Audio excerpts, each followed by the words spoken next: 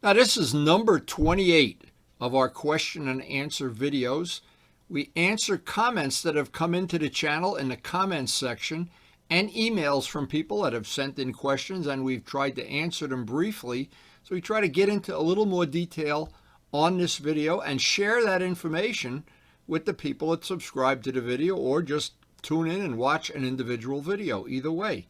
Now, it's basically relating to motorcycle topics, things that an average street riding person would inquire or want to know about, or maybe want to know a little more about, and the world of paint. The world of paintwork can be a complex, frustrating thing, and we try to share the information we've gained over 60 years of painting and some information from time to time about people making their own carbon fiber parts, which we've done extensively on our channel.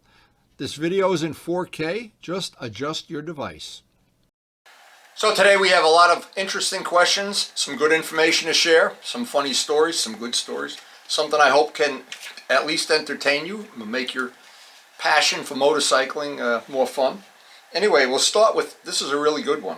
Russ, I hope I'm not mispronouncing your name, Russ. Russ Ukra. Anyway, he's watching the videos, and like a lot of people, and he had a question that made sense to him, but it's, you know, for me and for, I guess, anybody who owns a Ducati, they would think maybe this is not an appropriate question. He says, the bike looks great and blah, blah, blah, but it rattles a lot. Well, Russ, when two strokes have a lot of mileage on them, and I believe we're a little bit under 20,000 on the RD, or a Ducati clutch with the open clutch, the dry clutch, every motorcycle has a different resonance, a different noise, a different valve tap. Some of the old British bikes sound like tic-tocs, and everyone's different. Now, it could be that you're relating it to a car or to something where it's hydraulic lifters and everything, but old RDs rattle. And what a lot of people don't realize is when they rattle, nothing changes. They go just as fast, they will last just as long, and as long as the rings are good. The rings have to be good. But anyway, that's a good way to start off the day with what I think is a really good question. And if you see a Ducati, an older Ducati, and you hear it, it's the clutch rattling. And there's nothing wrong with it, and it's not going to break. But a lot of people used to, Billy Sargent, when he used to ride his Ducati up and down the driveway here and do wheelies in front of my house, I could hear the clutch coming before the bike came around the corner. But it's just normal noise. Now, part of it is that these engines, these older two-strokes, are air-cooled, and they set the clearance on the pistons a lot looser than they do on water-cooled bikes. Now, a fella named Sawyer, this is good information too. He cleans his chain every 500-600 miles and has 17,000 on the chain, and it's still in good shape with no bad links. And boy, I could not agree more with keeping a chain clean. It's really in your favor. And there's a lot of things about the chains wearing out. Over the years, Turbo Steve had some good information, and he mentioned something that I had never thought of. Of course, when I bought the MT-09, the first 1,000 miles or so, the chain almost didn't need any adjustment. And because the sprockets are both new, and the chain is new, and the chain is probably a good high-quality chain, not an aftermarket, something that's they're not made by Yamaha. So the point was that's worked out well. Now, I've done meticulous cleaning of the chain and lubing it with chain wax, adjusting it regularly whenever I think it needs it, and I'm coming up on 15,000 now on the MT-09 chain, and to me it's almost like a brand new chain. But again, there's a lot of pluses and minuses if you keep it clean, you keep it lubed, how you ride your bike. And what I had heard this years ago, this is good information, I had heard this years ago. I'm not positive how important it is, but it's something to consider. That I had put overdrive gearing on the GS. In other words, a bigger front sprocket, a smaller back sprocket, 40 teeth in the back, 16 in the front. 530 chain conversion. And what I experienced was, number one, I got a couple more miles to the gallon driving out Route 80. I got rid of the buzz at right around 5,000 RPM when you were going 80 miles an hour, and that's about the cruising speed on Route 80. it did a lot of good things, but of course you trade away some acceleration. Now, back in the day of Kawasaki 500s and RDs, as soon as you bought the bike, you put the smallest counter sprocket they made on it, because everybody wanted to do hole shots. And nobody cared about chain wear. Chain was $20, so nobody even cared. So nowadays, motorcycle parts, chains, things are more expensive. But there's a lot to be said for having overdrive. A bigger countershaft sprocket is the key, because what happens is that it's the turn, when it makes the turn around the smaller of the two sprockets, that puts a lot of wear on a chain. If the chain was just in a straight line or going around a big giant sprocket, it'd probably last a lot longer. And there's mathematics and physics involved, but when you have overdrive gearing, the chain should last, in theory, a little bit longer. And the GS is just one example of any bike from that era, and they wanted acceleration, they wanted quarter-mile times, and they were not concerned about too much else. And if you could time the lowest quarter-mile time, which usually Suzuki was pretty good at doing, you were the best. Now, Corey had a good question, and I have already done this, so I know this is what I would suggest, because I've already done it. He's working on his fairing, and he wanted to know what should be the appropriate way to paint the inside where it's been repaired. Now, it's the one place on my bikes that flat black I think is appropriate, because the flat and black tends to make it disappear. So you wouldn't want to make it white or yellow. You want to make it flat black and disappear. In fact, what I did, and I remember on the FZR restoration, I was really thinking, what am I going to do here? I don't want to spray it. I got to backmask it. I took a brush and went to Lowe's and bought this flat black. It's made, I think, just for that. It's very thick and very, very flat. And brush it on and go right up to the edge of the fairing. You don't even have to mask it off if you're careful. So, and everybody knows I hate flat black, but hey, everybody's entitled to their own opinion. And I have had arguments with people at bike meetups. They love the look of flat black. If they could dip the whole bike in flat black. Not me. But you have your opinion and I have mine, so it's just fine. And a general rule is, for anything on a motorcycle, when you want a part to disappear or look smaller than it should be, cosmetically anyway, paint it flat black. Now, inside of my FZR, all those fairings were done, as I just said, with the flat black by brush.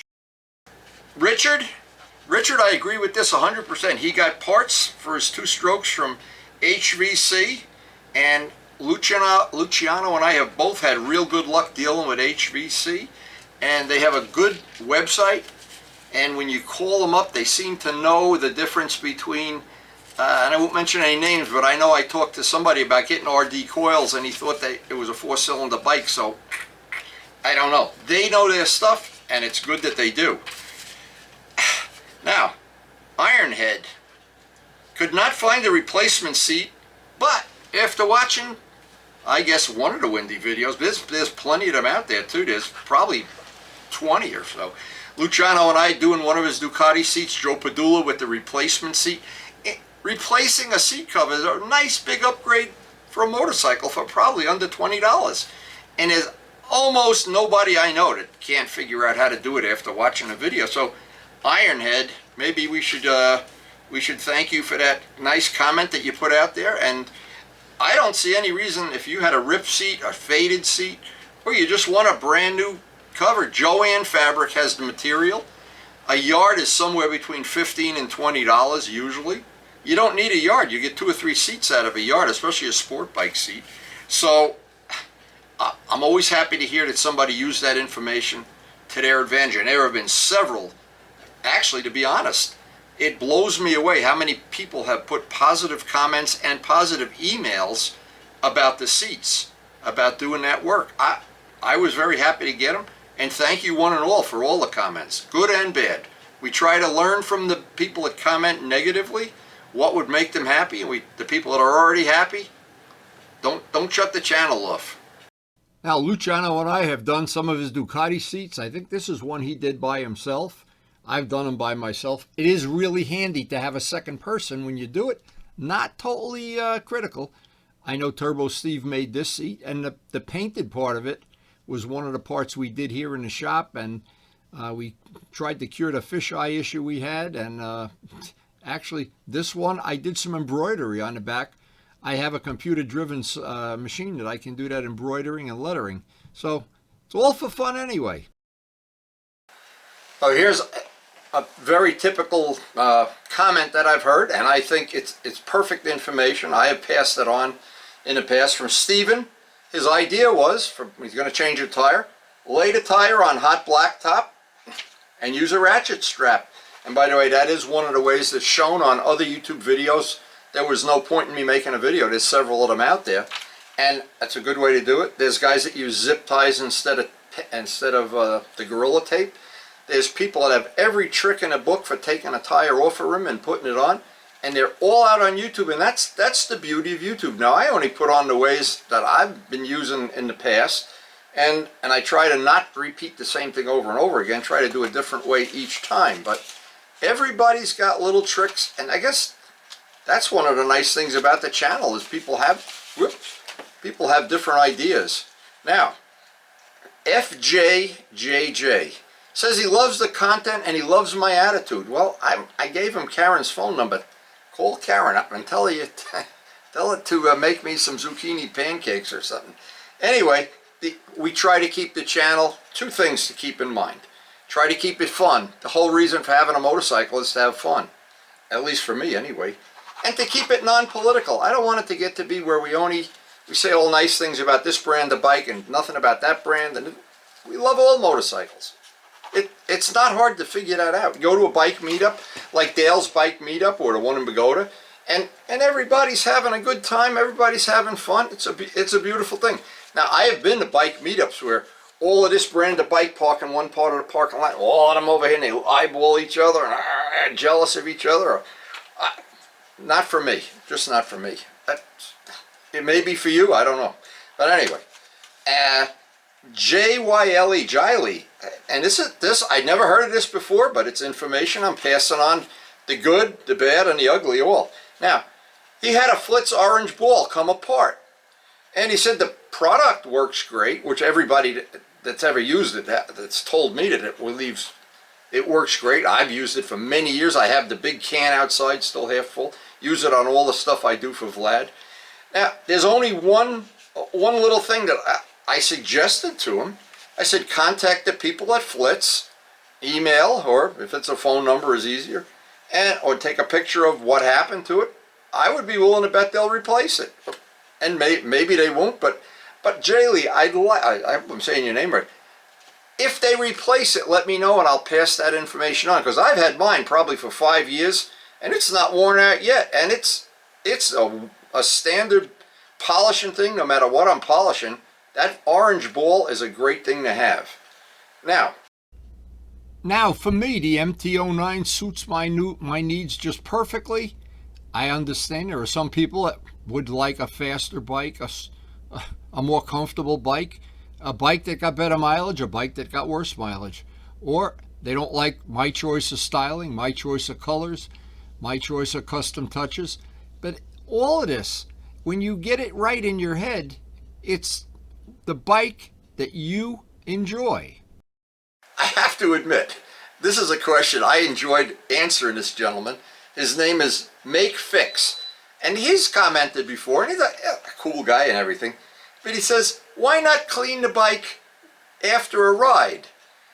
And I was tempted to say, why not take a shower after the wedding? I don't know.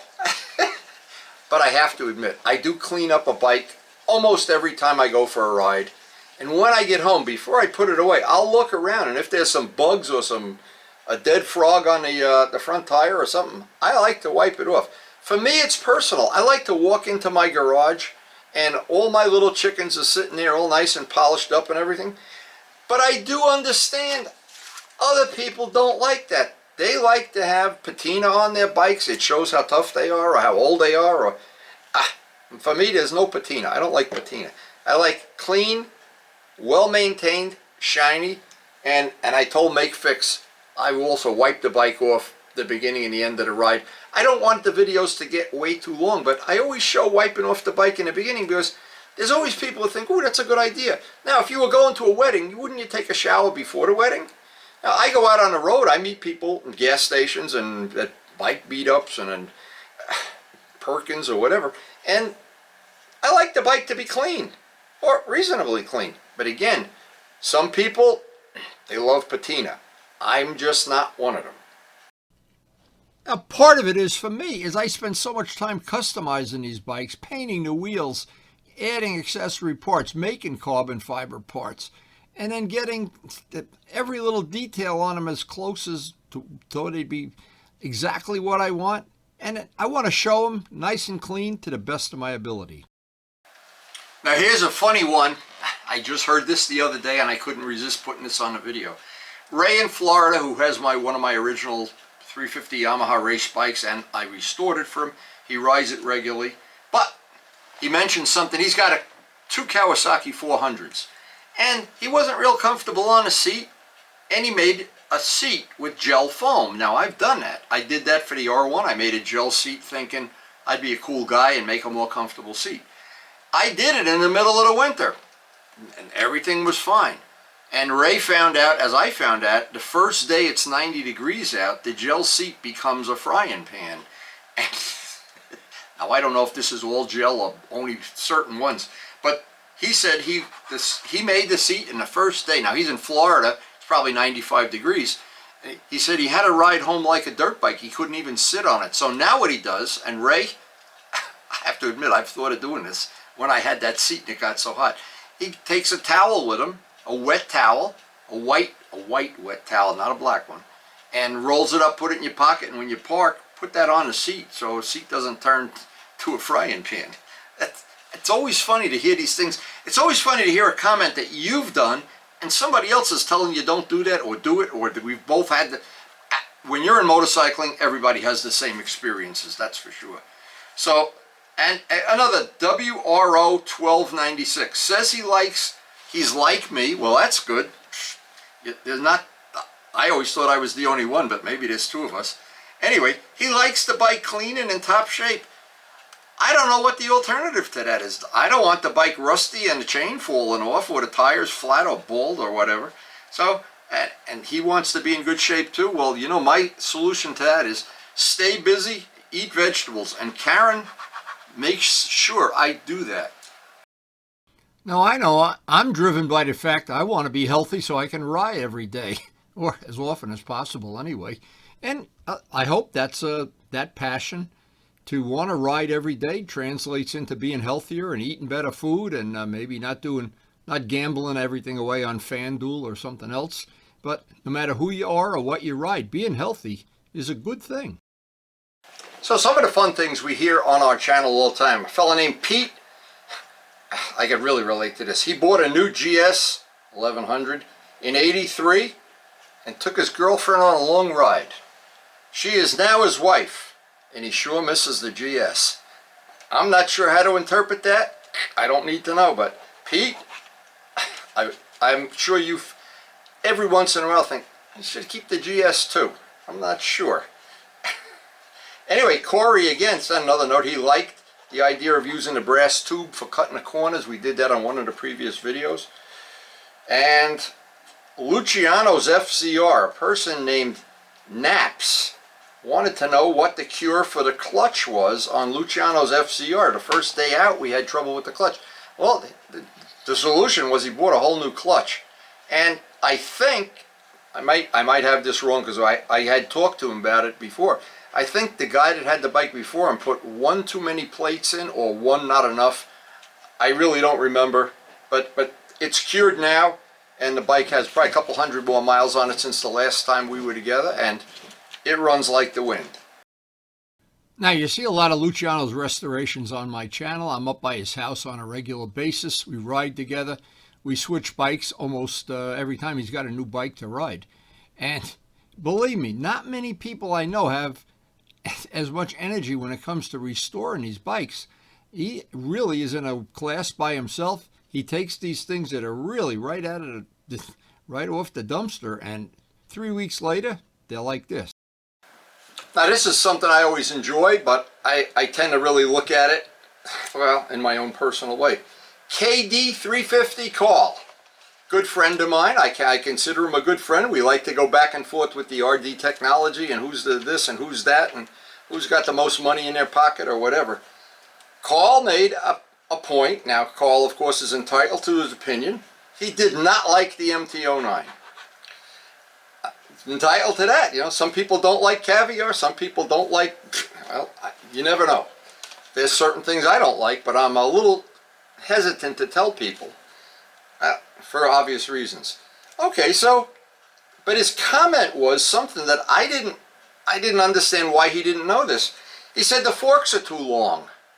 Well, all of the MT-09s that I've ever seen have adjustable front forks. It's machined right into the fork, how much you can lower them safely and how much you can raise them.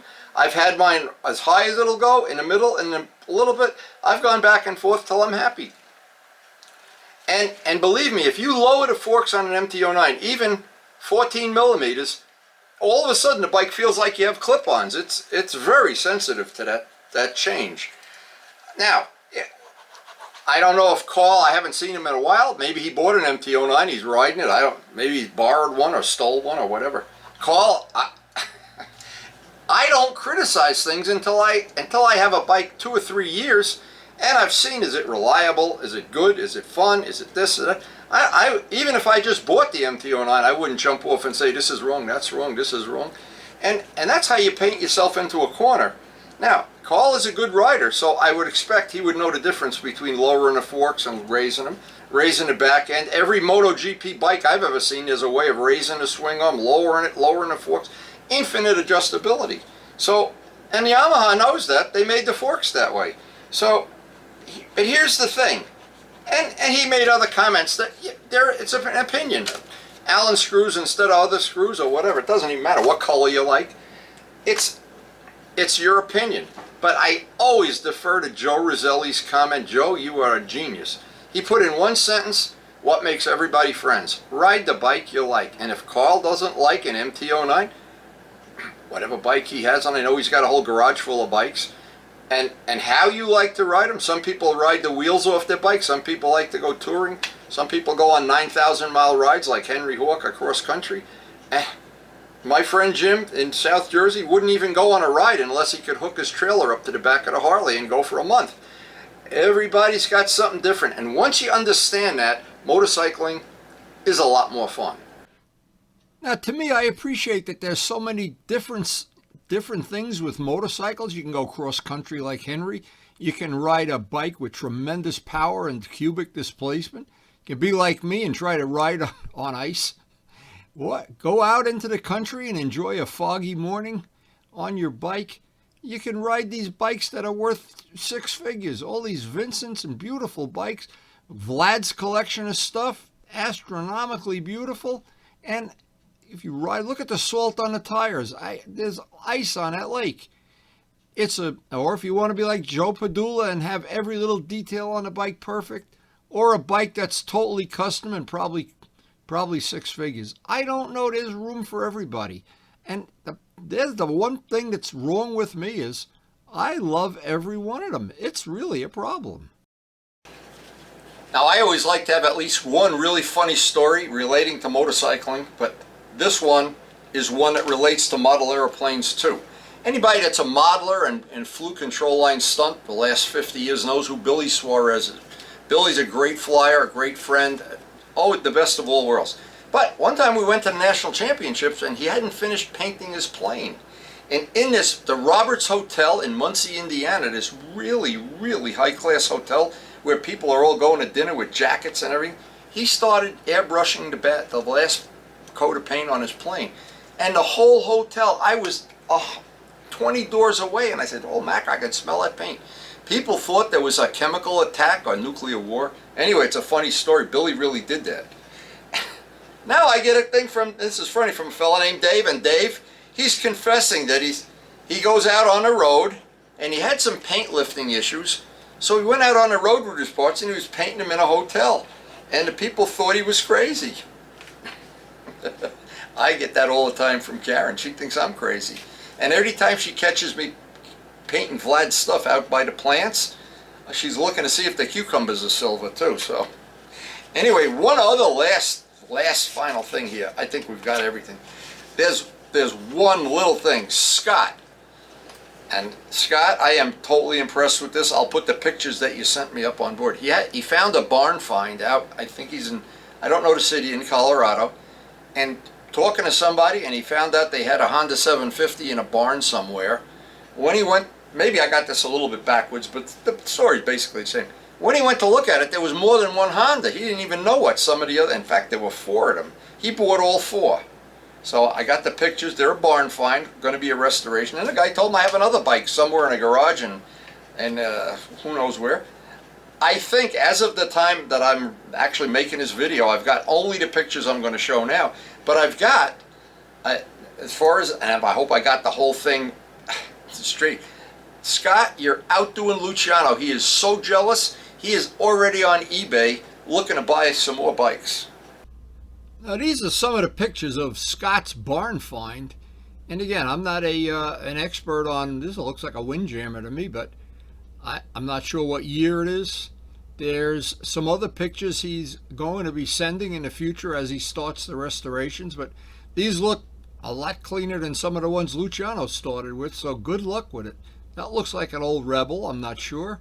But the other funny thing about this, if you take one of these bikes just like this, take that bike out and power wash it, all of a sudden it looks like it's a whole lot better. Usually it's that first coat of dirt that's hardest to get off. Anyway, I've watched Luciano do his miracle many, many times, and I'm very happy in my little garage working on all my stuff, sharing it with my friends. I hope you're one of them. And we still have to finish up these projects we're working on for Vlad. They have dragged out. He's added parts. We've run into problems. We're still going to finish that fisheye. I'm going to fix that fisheye thing if it's the last thing I do. But I have a humble collection. Now, I always allude to the fact that you ride the bike that works for you. I have got a bike, one from every 10-year period I've been involved in motorcycling. That's my thing. I like to ride them aggressively, but not like race pace. I don't enjoy doing dangerous stuff anymore. And somehow I've gotten old. I don't know how, but I guess we all are getting old. But I do love going out into that garage and seeing shiny motorcycles, well maintained, ready to go at a moment's notice. It's like having soldiers ready to go.